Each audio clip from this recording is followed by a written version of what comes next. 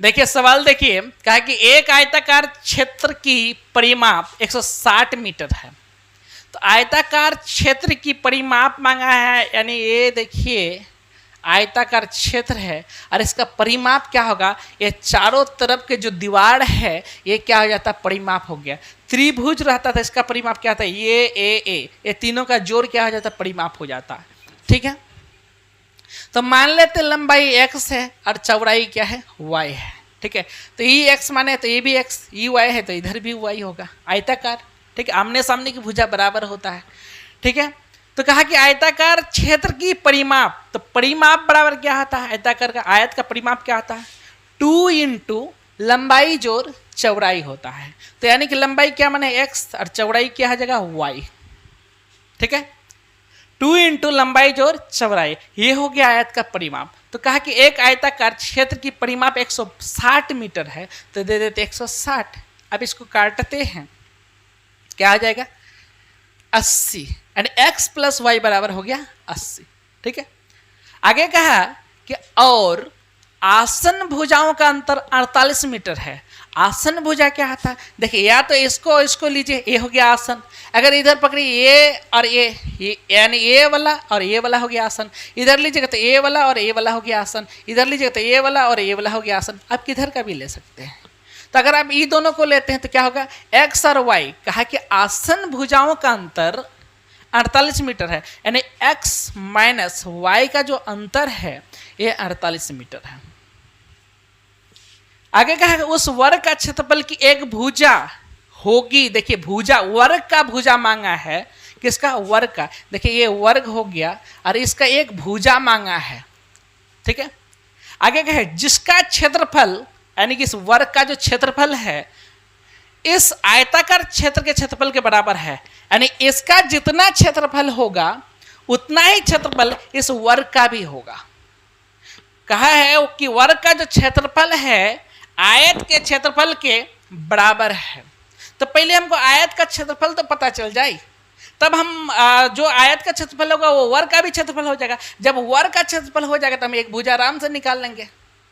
नहीं तो यहाँ पर क्या आ जाएगा कि पहले x और y का मान निकालना पड़ेगा, तभी हमको क्षेत्रफल का पता चलेगा। तो x और y, देखिए खुला खुली समीकरण है, तो इसमें क्या करते हैं हम, x का मान निकालने के लिए दोनों को जोड़ के आधा कर देते हैं तो x का मान आ जाता है, और दोनों को घटा के, एक दूसरे से घटा के जब हम आधा करते हैं तो y का मान आ जाता है। तो दोनों को जोड़ के आधा करते हैं x का मान के लिए, तो दोनों का जोड़ेंगे यानी कि 80 को और 48 को जोड़ेंगे तो कितना हो जाएगा, 128 हो जाएगा, और 128 का आधा कितना हो जाएगा, 64 हो जाएगा। तो इस प्रकार x का मान 64 हो गया। ठीक है, अब y का मान निकालना है, तो y का मान कैसे निकलेगा, तो y बराबर, ठीक है, हमने कहा कि दोनों को जो घटा के, एक दूसरे से घटा के 80 घटा 48 अगर करते हैं तो कितना आ जाता है, 32 आएगा। अब ये 32 जो है इसका आधा करेंगे तो क्या आ जाएगा, 16, यानी y का मान हो गया 16। तो आयत का क्षेत्रफल निकालेंगे, तो आयत का क्षेत्रफल निकालने के लिए क्या करेंगे, आयत का क्षेत्रफल बराबर क्या आता है, लंबाई गुना चौड़ाई होता है। तो लंबाई x माने और y क्या है, चौड़ाई माने, दोनों को गुना कर देंगे, यानी x और y को गुना करेंगे, 16 का और 64 को गुना करेंगे तो आयत का क्षेत्रफल आ जाएगा। और जब आयत का क्षेत्रफल आएगा तो मतलब वर्ग का क्षेत्रफल आ गया। अब जब वर्ग का क्षेत्रफल आ जाएगा तो हम एक भुजा निकाल लेंगे वर्ग का। ठीक है, तो इसको इससे गुना करेंगे तो कितना हो जाएगा, 64 गुना 16, 16 32 16 13 16 64 का 4 हो गया। यहाँ पर कितना आ जाएगा, 6, 16 32 16 85 16 6 के 96, 96 और 6 कितना हो जाता है, 96 और 6 102, यानी 1024 हो जाता है। तो आयत का जो क्षेत्रफल आया कितना गया, 1024, और यही क्षेत्रफल किसका है, वर्ग का भी है। तो मांगा क्या है, वर्ग का भुजा। तो वर्ग का क्षेत्रफल बराबर क्या होता है, वर्ग का क्षेत्रफल बराबर होता है भुजा स्क्वायर, है ना, होता है। तो भुजा स्क्वायर, देखिए यहां पर वर्ग का क्षेत्रफल भी मिल गया है, क्या, भुजा स्क्वायर बराबर, यानी कि क्षेत्रफल क्या दिया हुआ है, 1024, 1024 आयत का भी क्षेत्रफल है और 1024 वर्ग का भी क्षेत्रफल। कहा कि आयत का जितना क्षेत्रफल होगा उतना वर्ग का भी क्षेत्रफल होगा। क्लियर। तो अब ए जब है उधर जाएगा तो क्या हो जाएगा, इस पर रूट आ जाएगा, यानी ए इधर आएगा तो रूट हो गया, और रूट से जब इसको बाहर निकालेंगे तो क्या हो जाएगा, 32 हो जाएगा, यानी 32 का स्क्वायर 1024 होता है। इस प्रकार आंसर ये हो जाता है। देखिएगा इस सवाल को। सवाल है, लड़कियों की एक कतार में कमला बाईं ओर से 15वें तथा राधा दाईं ओर से 7वें स्थान पर है। यदि वे दोनों परस्पर स्थान बदल ले तो राधा का दाईं ओर से 15वां स्थान हो जाता है। बताए उस कतार में कुल कितनी लड़कियां हैं। सवाल किया कि लड़कियों की एक कतार में, लड़कियों की एक कतार है, लाइन है, ठीक है, लड़कियों की एक क्या है, कतार है। देखिए लड़कियां खड़ी, देखिए यहां पर ये लड़कियां हैं, तो लड़कियों का क्या है, कतार है। कमला के बारे में कह रहा है कि कमला बाईं ओर से 15वें हैं। ध्यान दीजिएगा, बाईं, देखिए आपका जिधर दाएं है उधर यहाँ पर भी दाएं मानेंगे, जिधर आपका बाएं है उधर ही बाएं होगा। तो हम अगर देखेंगे तो इस तरह देखेंगे तो बाएं इधर होगा, ठीक है, ध्यान दीजिएगा। तो बाईं ओर से कमला जो है बाईं ओर से 15वें स्थान है, यानी कि यहाँ इस जगह पे जो है 15वां स्थान पर आता है। कौन, कमला। तथा राधा दाईं ओर से 7वें स्थान पर, राधा दाईं ओर से यानी कि इधर से ये जो स्थान है इसका 7वां है, किसका, राधा का। और ये कौन थी, कमला। कमला का 15वां स्थान है बाईं ओर से और राधा का दाईं ओर से 7वां स्थान है। आगे कहा, यदि वे दोनों परस्पर स्थान बदल ले, ये यहां आ जाती है और ये यहां चली जाती है, बैठते बैठते थक जाती है ना, तो कहा कि एक बार थोड़ा इधर उधर हो लेते हैं, तो हो जाती है, परस्पर स्थान बदल लेती है। राधा यहाँ पर यानी इसके स्थान पर आ जाती है और कमला राधा के स्थान पर आ जाती है, यानी यहाँ पर आ जाती है, मतलब यहीं पर आ जाती है, ठीक है। आगे कहा है, राधा का दाईं ओर से 15वां स्थान हो जाता है। राधा और कमला जब परस्पर स्थान बदलती है तो राधा का जो स्थान है इधर से यानी कि दाईं ओर से, ठीक है, राधा का दाईं ओर से इधर से ये 15वां स्थान हो जाता है, यहाँ पर 15वां स्थान हो जाता है, यानी कि इस जगह में 15वां स्थान हो जाता है। तो इसका मतलब क्या, इधर कितना लड़की है, और 14 लड़की है, ठीक है। और यहाँ से यहाँ तक कितनी लड़की हो गई, 15 लड़की हो गई। देखिए एक ही जगह में हम दो को नहीं गिन सकते हैं ना, एक लड़की को दो लड़की नहीं ना बोल सकते हैं। तो इधर से आती है तो इस जगह में 15वां स्थान होते हैं, कौन, राधा, और इधर से कमला 15 स्थान होती है। तो इसके जगह पर आई तो इधर मतलब 14 को लड़की को छोड़ के आई ना, तो इस जगह को अगर छोड़ दे तो इधर क्या 14 को, और इधर कितना 15, 14 और 15 कितना हो जाएगा 29, यानी कुल लड़कियों की जो संख्या है ये 29 है। C number answer. इस सवाल को देखिएगा, कहा कि अनिल का कद सन्नी से लंबा है और सन्नी का कद बेबी से छोटा है। तो अनिल का कद बोझ से लंबा है, जिसका कद सन्नी से छोटा है, तो बेबी का कद अनिल के कद से छोटा है। यह बताइए कि किसका कद सबसे छोटा है। क्लियर। तो यहां पर कहा कि अनिल का कद सन्नी से छोटा है, ए फॉर अनिल हो गया, ठीक है, और 100 फॉर क्या गया, सनी हो गया। तो अनिल सनी से बड़ा है। क्लियर। आगे देखिए, और सनी का कद बेबी से छोटा है, बी फॉर बेबी, ठीक है, और एस फॉर सनी, यानी कि सनी का कद बेबी से छोटा है, ये हो गया। आगे देखिए, आगे कहा कि अनिल का कद बोझ से बड़ा है। तो बोझ से बड़ा है तो अनिलवा बड़ा है किससे, बी फॉर बोझ से। बी फॉर बेबी भी लिखे हैं, बी फॉर बोझ, तो यहां पर बी ओ दे देते हैं, बोझ हो जाएगा, नहीं तो फिर समझ में नहीं आएगा दोनों, ये बेबी है कि बोझ है। बेबी को बेस पसंद है, ये बेबी है, ठीक है। देखिएगा जरा, जिसका कद सन्नी से छोटा है, किसका कद? बोस का कद सन्नी से छोटा है, तो यानी कि ये जो सन्नी है इससे छोटा है कौन? बोस। नहीं, तो इस प्रकार तो ऐसे पता चल जाता है कि सबसे छोटा जो है सन्नी अनिल से भी छोटा है, सन्नी बेबी से भी छोटा है, और बोस अनिल से भी छोटा है। तो इसका मतलब मामला क्या है कि बोस सबसे छोटा है। देखिए समझ लेते हैं, सबसे बड़ा कौन है यहाँ पर? अनिल से बड़ा तो कोई है नहीं, यहाँ पर ए हो गया। अनिल से छोटा कौन हो जाएगा? अनिल से छोटा बेबी हो जाएगा। नहीं, ये हो गया बेबी। और बेबी से छोटा कौन होगा? सन्नी। सन्नी हो गया यहाँ पर। और सन्नी से छोटा कौन हो जाएगा? बोस हो जाएगा, बोस। तो इस प्रकार देख रहे हैं कि सबसे छोटा कौन है? बोस है। ये बोस, तो बोस है कहाँ? जी यहाँ पर है बोस। लगा देखिएगा इधर, सवाल है ए डी का भाई है, ए डी का भाई है। डी का भाई कौन है? ए। डी का भाई कौन है? ए। डी बी का पिता है। बी का पिता कौन है? बी का पिता कौन है? डी। ठीक है। बी और सी बहनें हैं, बी प्लस सी बहनें हैं। यह बताइए कि सी का ए से क्या संबंध है, यानी कि सी का ए कौन लगता है? ए का कौन लगता है? सी। ए से है, जिससे बोलेगा मतलब उसका कौन। ठीक है, तो ए से मतलब ए का कौन लगा? कौन? सी।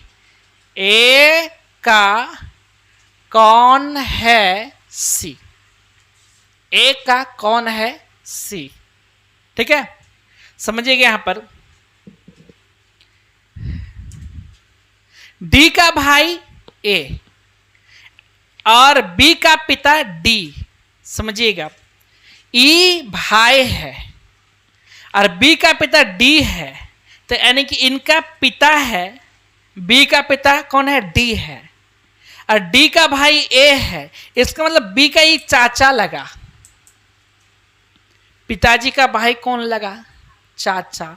तो ये कौन लगा? बी का चाचा। अब बी और सी बहन है, बी और सी बहन है। ठीक है, तो कहा कि ए का सी से क्या रिश्ता है? समझिएगा, बी और सी बहन है, तो यानी कि चाचा का भाई का बेटी कौन लगेगा? भतीजी। तो यहां पर यानी कि पापा हो गया, बी का पिताजी डी हो गया, डी का भाई ए है, तो और बी की बहन एगो सी, तो कहा कि ए का सी कौन लगेगा? तो ए सी ए को चाचा ना बोलेगा, तो सी ए को चाचा बोलेगा, और सी ऑलरेडी फीमेल है, तो क्या हो जाएगा? भतीजी होगा। इस प्रकार आंसर क्या आ जाएगा? बी, भतीजी।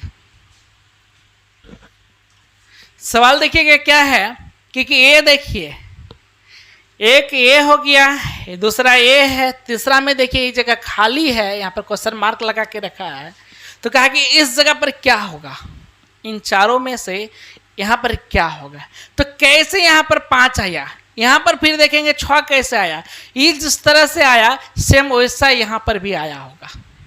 क्लियर?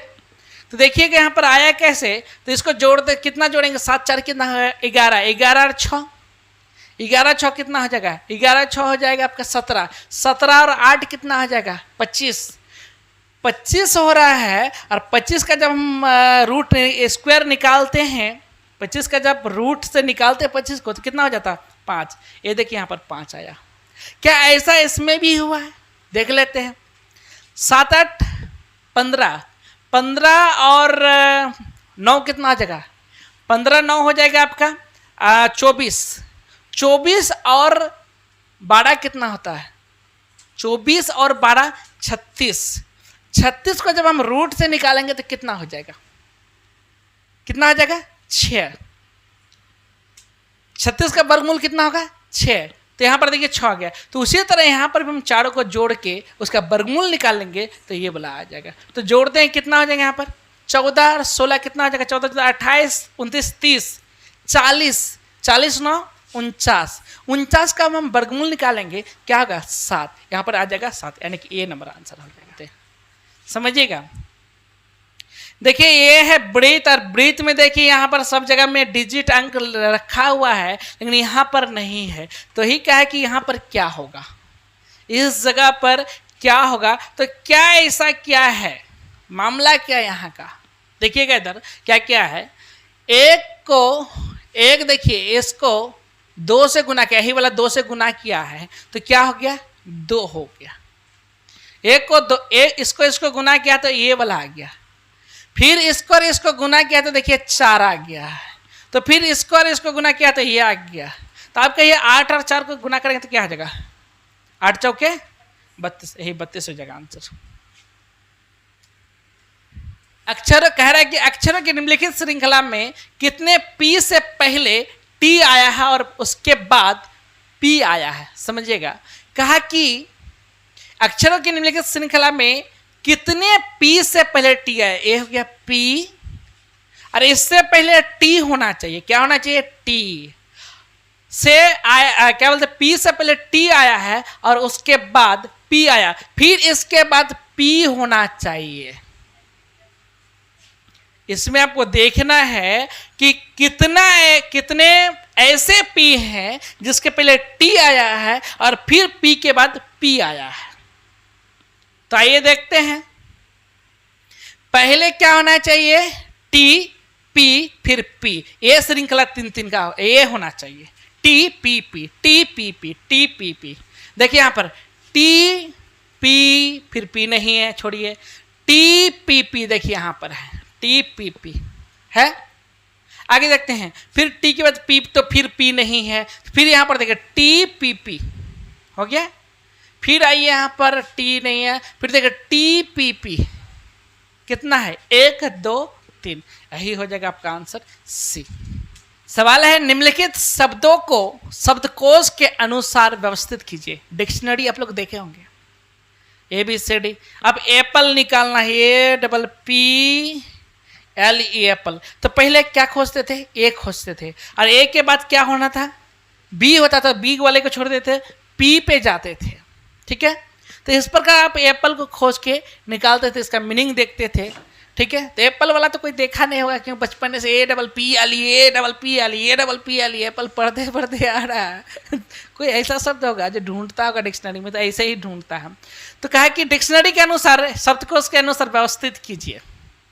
आपको बनाना कैसे ऐसे सवाल को, तो सबसे पहले देखना है कि सबसे ABCD में ABCD Z तक में कौन पहले आता है।